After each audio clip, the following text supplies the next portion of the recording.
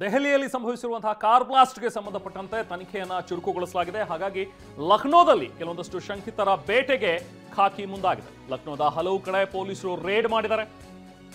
ಉತ್ತರ ಪ್ರದೇಶದ ATS, ಜಮ್ಮು ಕಾಶ್ಮೀರದ ಖಾಕಿ ಪಡೆ, ಲಕ್ನೋ ಪೊಲೀಸರು ಎಲ್ಲರೂ ಜಂಟಿ ಕಾರ್ಯಾಚರಣೆಯನ್ನು ನಡೆಸಿದ್ದಾರೆ. ಕೆಲವೊಂದಷ್ಟು ಮನೆಗಳಲ್ಲಿ ಸ್ಫೋಟಕಗಳನ್ನ ಕೂಡ ಸೀಸ್ ಮಾಡಿದ್ದಾರೆ. ಬಹಳ ಮುಖ್ಯವಾಗಿ ಈಗ ಫರೀದಾಬಾದ್, ಲಕ್ನೋ, ಜಮ್ಮು ಕಾಶ್ಮೀರ ಇಲ್ಲೆಲ್ಲ ಭಾಗಗಳಲ್ಲಿ ನಡೀತಾ ಇರುವಂತಹ ಈ ಕಾರ್ಯಾಚರಣೆ ಪೊಲೀಸರು ಹಾಗೆ ATS ಕೆಲವೊಂದಷ್ಟು ಶಂಕಿತರ ಮನೆಗಳಿಗೆ ರೇಡ್ ಮಾಡ್ತಾ ಇದ್ದಾರೆ. ಅವರ ನಿವಾಸಗಳಿಂದ ಕೆಲವೊಂದಷ್ಟು ಪ್ರಮುಖ ವಸ್ತುಗಳನ್ನು ಕೂಡ ಸೀಸ್ ಮಾಡಿದ್ದಾರೆ. ನಿನ್ನೆಯೂ ಕೂಡ ಬೆಳಗ್ಗೆ ನಡೆದಂತಹ ಒಂದು ಕಾರ್ಯಾಚರಣೆ JNK ಪೊಲೀಸ್ ಮತ್ತು ಫರೀದಾಬಾದ್ ಪೊಲೀಸರು ನಡೆಸಿದಂತಹ ಜಂಟಿ ಆಪರೇಷನ್ನಲ್ಲಿ ಒಬ್ಬ ಡಾಕ್ಟರ್ ಮನೆಗೆ ರೇಡ್ ಮಾಡಿದ್ರು. ಡಾಕ್ಟರ್ ಮುಜಮ್ಮಿಲ್ ಶಕೀಲ್ ಅಂತ ಹೇಳಿ ಈತನ ಹೆಸರು. ಈತ ಅಲ್-ಫಲಾಹ್ ಯೂನಿವರ್ಸಿಟಿಯಲ್ಲಿ ಫ್ಯಾಕಲ್ಟಿ ಆಗಿದ್ದ ಅನ್ನುವಂಥದ್ದು ವಿಚಾರ. ಹಾಗೆ ಈತ ಒಂದು ಮನೆಯನ್ನ ರೆಂಟ್ಗೆ ಪಡೆದಿದ್ದ, ಬಾಡಿಗೆಗೆ ಪಡೆದಿದ್ದ. ಆ ಬಾಡಿಗೆಗೆ ಪಡೆದಂತಹ ಮನೆಯಲ್ಲಿ ಸುಮಾರು 360 kgಯಷ್ಟು ಸ್ಫೋಟಕಗಳನ್ನು ವಶಪಡಿಸಿಕೊಂಡ್ರು. ಜೊತೆಗೆ ಹತ್ತತ್ರ 3000 ಕಿಲೋವಷ್ಟು ಸ್ಫೋಟಕಗಳನ್ನು ತಯಾರು ಮಾಡೋದಕ್ಕೆ ಬಳಸುವಂತಹ ಕೆಮಿಕಲ್ಗಳನ್ನು ಕೂಡ ವಶಪಡಿಸಿಕೊಂಡು, ಇದರಲ್ಲಿ ಭಾರಿ ಪ್ರಮಾಣದಲ್ಲಿ ಅಮೋನಿಯಂ ನೈಟ್ರೇಟ್ ಕೂಡ ಪತ್ತೆಯಾಗಿತ್ತು. ಇದೆಲ್ಲವನ್ನ ಕೂಡ ಸೀಸ್ ಮಾಡಿದ್ರು. ಆತನನ್ನ ಕೂಡ ಅರೆಸ್ಟ್ ಮಾಡಿದ್ರು. ನಂತರ ಈತನ ಲಿಂಕ್ ಎಲ್ಲೆಲ್ಲಿದೆ ಅನ್ನುವಂಥದ್ದನ್ನ ಜಾಡು ಹಿಡಿದು ಹೊರಟಂತಹ ಪೊಲೀಸರಿಗೆ ಸಿಕ್ಕಿದ್ದು ಮತ್ತೊಬ್ಬ ಡಾಕ್ಟರ್ ಶಾಹೀನ್ ಅಂತ ಹೇಳಿ. ಈಕೆ ಉಗ್ರರಿಗೆ ಶಸ್ತ್ರಾಸ್ತ್ರನ ಪೂರೈಕೆ ಮಾಡ್ತಾ ಇದ್ಲು ಅನ್ನುವಂಥದ್ದು ಆರೋಪ ಈಕೆ ಮೇಲೆ. ಯಾಕಂದ್ರೆ ಈಕೆಯ ಕಾರ್ನಲ್ಲಿ ಒಂದು ಶಸ್ತ್ರಾಸ್ತ್ರ ಸಿಗುತ್ತೆ. ಸೊ ಅದರ ಜಾಡನ್ನ ಹೊರಟಂತಹ ಪೊಲೀಸರು ಆಕೆಯನ್ನು ಅರೆಸ್ಟ್ ಮಾಡ್ತಾರೆ. ಇನ್ನು ಅಲ್-ಫಲಾಹ್ ವಿವಿಯಲ್ಲಿ ತನಿಖಾ ತಂಡಗಳು ಶೋಧವನ್ನು ನಡೆಸ್ತಾ ಇವೆ. ಫರೀದಾಬಾದ್ ಪೊಲೀಸರು ವಿದ್ಯಾರ್ಥಿಗಳನ್ನ ಕೂಡ ತಪಾಸಣೆಗೆ ಒಳಪಡಿಸಿದ್ದಾರೆ. ಸುಮಾರು 52ಕ್ಕೂ ಹೆಚ್ಚು ವಿದ್ಯಾರ್ಥಿಗಳು ಮತ್ತು ಸಿಬ್ಬಂದಿಯನ್ನ ವಿಚಾರಣೆ ನಡೆಸ್ತಾ ಇದ್ದಾರೆ. ಇದರಲ್ಲಿ ಪ್ರಿನ್ಸಿಪಲ್, ಲೆಕ್ಚರರ್ ಸೇರಿದಂತೆ ಇತರೆ ವಿದ್ಯಾರ್ಥಿಗಳನ್ನ ಕೂಡ ವಿಚಾರಣೆಗೆ ಒಳಪಡಿಸಿದ್ದಾರೆ. ಡಾಕ್ಟರ್ ಮುಜಮ್ಮಿಲ್ ಜೊತೆ ಇವರೆಲ್ಲರೂ ಕೂಡ ಕೆಲಸ ಮಾಡ್ತಾ ಇದ್ರು ಅಂತ 6 ಮಂದಿಯನ್ನ ಈಗ ವಶಕ್ಕೆ ಪಡೆದಿರುವಂತಹ ಪೊಲೀಸರು ವಿಚಾರಣೆಯನ್ನ ಮುಂದುವರಿಸಿದ್ದಾರೆ.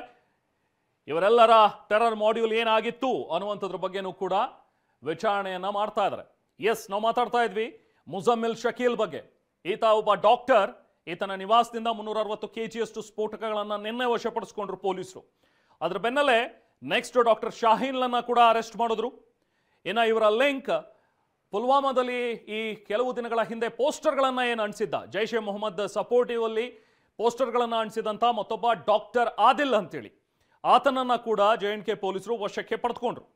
ಅದಾದ ನಂತರ ಇವರ ಲಿಂಕ್ ಒಂದು ಮಸೀದಿಯ ಒಬ್ಬ ಇಮಾಮ್ ಇಷ್ತಿಯಾಕ್ ಅಂತೇಳಿ, ಆತನ ಜೊತೆಗೂ ಕೂಡ ಇವರು ನಿರಂತರ ಸಂಪರ್ಕದಲ್ಲಿದ್ರು. ಉಗ್ರರ ಜೊತೆಗೆ ಈತ ಕೂಡ ನಂಟನ್ನ ಹೊಂದಿದ್ದಾನೆ ಅನ್ನೋ ಶಂಕೆಯ ಮೇರೆಗೆ ಇಷ್ತಿಯಾಕ್ನನ್ನ ಕೂಡ ಪೊಲೀಸರು ಅರೆಸ್ಟ್ ಮಾಡಿದ್ದಾರೆ.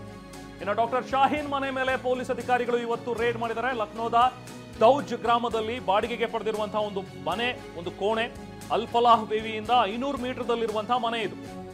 ಈ ಮನೆಯಲ್ಲಿ ಶಸ್ತ್ರಾಸ್ತ್ರಗಳನ್ನ ಕೂಡ ಇಟ್ಕೊಂಡಿದ್ರು ಅಂತ ಹೇಳಿ ಅದನ್ನ ವಶಕ್ಕೆ ಪಡ್ಕೊಂಡಿದ್ದಾರೆ ಪೊಲೀಸರು. ಡಾಕ್ಟರ್ ಶಾಹೀನ್ಗೆ ಸೇರಿದಂತಹ ಮನೆ, ಹಾಗೆ ಅಲ್ಲಿರುವಂತಹ ಒಂದು ರೆಂಟೆಡ್ ರೂಮ್, ಆ ರೂಮ್ನಲ್ಲಿ ಶಸ್ತ್ರಾಸ್ತ್ರಗಳನ್ನ ಇಟ್ಕೊಂಡಿದ್ರು ಅಂತ ಹೇಳಿ ಅದನ್ನ ಕೂಡ ವಶಕ್ಕೆ ಪಡೆದಿದ್ದಾರೆ. ನಿನ್ನೆ ನಡೆದಂತಹ ಕಾರ್ಯಾಚರಣೆಯ ಸಂದರ್ಭದಲ್ಲೂ ಕೂಡ ಡಾಕ್ಟರ್ ಮುಜಮ್ಮಿಲ್ ಶಕೀಲ್ ಮನೆಯಿಂದ, ಆತ ಏನ್ ರೆಂಟಿಗೆ ಪಡೆದಿದ್ದ ಮನೆ, ಅದರಲ್ಲಿ ಸ್ಫೋಟಕಗಳು ಜೊತೆಗೆ ಒಂದಷ್ಟು ರೈಫಲ್ಗಳು, ಕಾರ್ಟ್ರಿಡ್ಜ್ಗಳು, ಪಿಸ್ಟಲ್ಗಳನ್ನ ಕೂಡ ಪೊಲೀಸರು ವಶಪಡಿಸಿಕೊಂಡಿರೋದಾಗಿ ಮಾಹಿತಿಯನ್ನು ನೀಡಿತು. ಸೊ ಹೀಗೆ ಇವರೆಲ್ಲರ ಲಿಂಕ್ ಡಾಕ್ಟರ್ ಉಮರ್ಗೂ ಕೂಡ ಇತ್ತು ಅನ್ನುವಂಥದ್ರ ಬಗ್ಗೆನೂ ಕೂಡ ಇರುವಂತಹ ಶಂಕೆ. ಸೊ ಹಾಗಾಗಿನೇ ಇವರ ಟೀಮ್ನ ಸದಸ್ಯನಾಗಿದ್ನ ಹಾಗಾದ್ರೆ ಡಾಕ್ಟರ್ ಉಮರ್. ಈ ಡಾಕ್ಟರ್ ಉಮರ್ ಯಾರು ಅಂತ ನೋಡಿದ್ರೆ, ನಿನ್ನೆ ಕಾರ್ ಬ್ಲಾಸ್ಟ್ ಏನಾಗಿದೆಯಲ್ಲ, ಆ ಕಾರ್ ಬ್ಲಾಸ್ಟ್ ನಲ್ಲಿ ಈತ ಕೂಡ ಮೃತಪಟ್ಟಿದ್ದಾನೆ. ಅಂದ್ರೆ ಬಹುಶಃ ಅಲ್ಲಿ ಸ್ಫೋಟಕಗಳೇನು ವಶಕ್ಕೆ ಸಿಕ್ಕಿದ್ವು. ನೋಡಿ, ಶಾಹೀನ್ ಬಾಡಿಗೆ ಮನೆಯಲ್ಲಿ ಖಾಕಿ ನಡೆಸಿರುವಂತಹ ಶೋಧ ಕಳೆದ 1 ಗಂಟೆಯಿಂದಲೂ ಕೂಡ ಶೋಧ ಕಾರ್ಯವನ್ನ ನಡೆಸ್ತಾ ಇದ್ದಾರೆ. ಲಕ್ನೋದ ದೌಜ್ ಗ್ರಾಮದಲ್ಲಿರುವಂತಹ ಬಾಡಿಗೆಯ ಮನೆ, ಅಲ್ಲಿ ನಡೀತಾ ಇರುವಂತಹ ಕಾರ್ಯಾಚರಣೆ. ಶಾಹೀನ್ ಬಾಡಿಗೆ ಮನೆಯಲ್ಲಿ ಖಾಕಿ ತಲಾಶ್ ನಡೆಸಿದೆ. ಕಳೆದ 1 ಗಂಟೆಯಿಂದಲೂ ಕೂಡ ಶೋಧ ಕಾರ್ಯ ನಡೀತಾ ಇದೆ. ಎಸ್, ಇವರೆಲ್ಲರ ಜೊತೆಗೆ ಲಿಂಕ್ ಇದ್ದಂತಹ ಆರೋಪ ಈಗ ಡಾಕ್ಟರ್ ಉಮರ್ ಮೇಲೂ ಕೂಡ ಇದೆ. ಆತನೇ ಈ ಕಾರನ್ನ ಓಡಿಸ್ತಾ ಇದ್ದ. ನಿನ್ನೆ ಸಿಗ್ನಲ್ ಹತ್ರ ಬಂದಾಗ ಡೆಲ್ಲಿಯ ಮೆಟ್ರೋ ಸ್ಟೇಷನ್, ಕೆಂಪುಕೋಟೆಯ ಬಳಿ ಇರುವಂತಹ ಮೆಟ್ರೋ ಸ್ಟೇಷನ್ ಗೇಟ್ ನಂಬರ್ 1 ಬಳಿ ಇರುವಂತಹ ಒಂದು ಸಿಗ್ನಲ್ ನಲ್ಲಿ ಕಾರು ಬಂದು ನಿಲ್ತಾ ಇದ್ದಂತೆ ಬ್ಲಾಸ್ಟ್ ಮಾಡಿದೆ.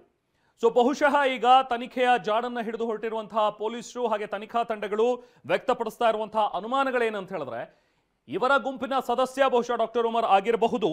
ಸೊ ಇವರೆಲ್ಲರೂ ಇಲ್ಲಿ ಸಿಕ್ಕಾಕೊಂಡ್ರು, ಅಲ್ಲಿದ್ದಂತಹ ಸ್ಫೋಟಕಗಳನ್ನ ವಶಕ್ಕೆ ಪಡಿಸ್ಕೊಂಡ್ರು ಅಂತ ಗೊತ್ತಾದ ತಕ್ಷಣ ಈತ ಫರೀದಾಬಾದ್ನಿಂದ ಪೇರಿಕಿತ್ತನ್ನ. ಹಾಗಾದ್ರೆ ಅಂದ್ರೆ ಬೇರೆ ಎಲ್ಲೋ ಒಂದು ವಿಧ್ವಂಸಕಕಾರಿ ಘಟನೆಯನ್ನ ಮಾಡೋದಕ್ಕೆ ಇವರೆಲ್ಲರೂ ಸೇರಿ ಏನೋ ಪ್ಲಾನ್ ಮಾಡ್ತಾ ಇದ್ರು. ಅಷ್ಟು ಪ್ರಮಾಣದ ಸ್ಫೋಟಕಗಳನ್ನ ಇಟ್ಕೊಂಡಿದ್ದಾರೆ ಅಂತ ಹೇಳಿದ್ರೆ ಅದನ್ನ ಬೇರೆ ಕಡೆಗೆ ಸಾಗಿಸುವ ಸಂದರ್ಭದಲ್ಲಿ ಬಹುಶಃ ಏನಾದರೂ ಡೆಲ್ಲಿಯಲ್ಲಿ ಆತ ಸಿಕ್ಕಾಕೊಂಡು ಬ್ಲಾಸ್ಟ್ ಆಗಿರಬಹುದಾ ಅನ್ನುವಂಥದ್ದು ಒಂದು ಆಯಾಮ.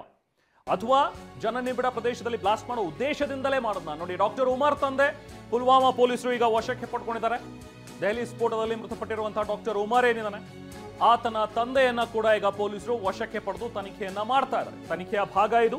ಯಾಕಂತ ಹೇಳಿದ್ರೆ ಈಗ ಯಾರೆಲ್ಲ ಶಂಕಿತರಿದ್ದಾರೆ ಅವರೆಲ್ಲರೂ ಕೂಡ, ಅವರ ರಿಲೇಟಿವ್ಸ್ ಯಾರಿದ್ದಾರೆ, ತಂದೆ ತಾಯಿ, ಅಣ್ಣ ತಮ್ಮ ತಂಗಿ, ಇವ್ರನ್ನೆಲ್ಲರೂ ಕೂಡ ವಶಕ್ಕೆ ಪಡೆದು ವಿಚಾರಣೆಯನ್ನು ನಡೆಸುವಂಥದ್ದು ತನಿಖೆಯ ಒಂದು ಭಾಗ. ಸೊ ಹಾಗಾಗಿ ಈಗ ಡಾಕ್ಟರ್ ಉಮರ್ ಏನು ಸಾವನ್ನಪ್ಪಿದ್ದಾನೆ, ಬಹುಶಃ ಈತ ಉಗ್ರ ಇರಬಹುದಾ, ಉಗ್ರರ ಜೊತೆಗೆ ನಂಟಿರಬಹುದಾ, ಇದೆಲ್ಲವೂ ಕೂಡ ನೆಕ್ಸ್ಟ್ ತನಿಖೆಯಲ್ಲಿ ಹೊರಬರಬೇಕಾಗಿರುವಂತಹ ವಿಚಾರಗಳು. ಬಟ್ ಆ ಶಂಕೆ ಅಂತೂ ಇದೆ. ಹಾಗಾಗಿ ಡಾಕ್ಟರ್ ಉಮರ್, ಒಂದ್ ಕಡೆ ನಾವು ನಿಮಗೆ ಫೋಟೋವನ್ನ ಕೂಡ ತೋರಿಸ್ತಾ ಇದ್ದೀವಿ, ಡಾಕ್ಟರ್ ಉಮರ್ ಮೊಹಮ್ಮದ್ ಅಂತ ಹೇಳಿ. ಈತ ಈಗ ಸದ್ಯಕ್ಕೆ ಈ ಕಾರ್ ಬ್ಲಾಸ್ಟ್ ನಲ್ಲಿ ಈತ ಕೂಡ ಸಾವನ್ನಪ್ಪಿದ್ದಾನೆ. ಈತನ ಜೊತೆಗೆ ಇನ್ನಿಬ್ರು ಇದ್ರು, ಒಟ್ಟು 3 ಜನ ಈ ಕಾರ್ ಬ್ಲಾಸ್ಟ್ ನಲ್ಲಿ, ಇದೇ ಕಾರ್ನಲ್ಲಿ ಇದ್ದಂಥವ್ರು, ಅವರು ಸಾವನ್ನಪ್ಪಿದ್ದಾರೆ. ಏನು ಉಳಿದಂತೆ ಇನ್ನೂ 12 ಜನ ಒಟ್ಟು ಈ ಬ್ಲಾಸ್ಟ್ ನಲ್ಲಿ ಮೃತಪಟ್ಟಿರೋರು. ಇನ್ನೂ 14 ಜನ ಗಾಯಗೊಂಡಿದ್ದಾರೆ. ಅವ್ರನ್ನ LNJP ಆಸ್ಪತ್ರೆಯಲ್ಲಿ ಅವರಿಗೆ ಚಿಕಿತ್ಸೆ ಮುಂದುವರೆದಿದೆ. ಸೊ ಘಟನಾ ಸ್ಥಳದಿಂದ ಈಗ ಇಂಚಿಂಚು ಮಾಹಿತಿಯನ್ನ ಹಾಗೆ ಎವಿಡೆನ್ಸ್ಗಳನ್ನ ಪೊಲೀಸರು ಕಲೆ ಹಾಕ್ತಿದ್ದಾರೆ. ಮತ್ತೊಂದು ಕಡೆ ರೇಡ್ಗಳು ಮುಂದುವರೆದಿದೆ. ಅವರ ನಿವಾಸಗಳ ಮೇಲೆ ಹೋಗಿ ಅವರಿಗೆ ಸಂಬಂಧಿಸಿದವರು, ಅವರ ಕಾಂಟ್ಯಾಕ್ಟ್ ನಲ್ಲಿ ಇದ್ದಂಥವ್ರು, ಇನ್ನೊಬ್ಬ ಡಾಕ್ಟರ್ ಸಜ್ಜಾದ್ ಅಂತ ಹೇಳಿ ಆತ ಕೂಡ ಈ ಡಾಕ್ಟರ್ ಉಮರ್ ಜೊತೆಗೆ ಸಂಪರ್ಕದಲ್ಲಿದ್ದ. ಕಳೆದ 3 ದಿನಗಳ ಹಿಂದೆ ಅಷ್ಟೇ ಆತನ ಮದುವೆ ಆಗಿತ್ತು ಅನ್ನುವಂಥದ್ದು ಕೂಡ ಗೊತ್ತಾಗಿರುವಂತಹ ವಿಚಾರ. ಆತನನ್ನ ಕೂಡ ಈಗ ಪೊಲೀಸರು ವಶಕ್ಕೆ ಪಡೆದಿದ್ದಾರೆ.